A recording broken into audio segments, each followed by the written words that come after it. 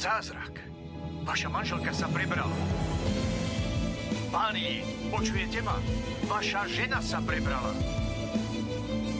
Páni, teším sa s vami. Haló, páni! Haló? Haló? Počujete ma? Páni! Teta, si mi ako matka. Vždy si bola ku mne a k môjmu malému synovi veľmi láskavá. Oklamal som ťa. Áno. S tvojou dcérou som sa rozviedol. Musel som ťa oklamať. Ty by si ma nepochopila. Viem, že to nebolo pekné, teta. Nebolo to správne. Ale najväčšou chybou bolo, že som si vzal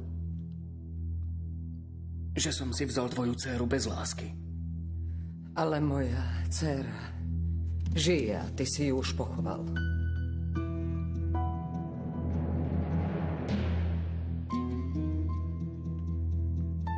Nur?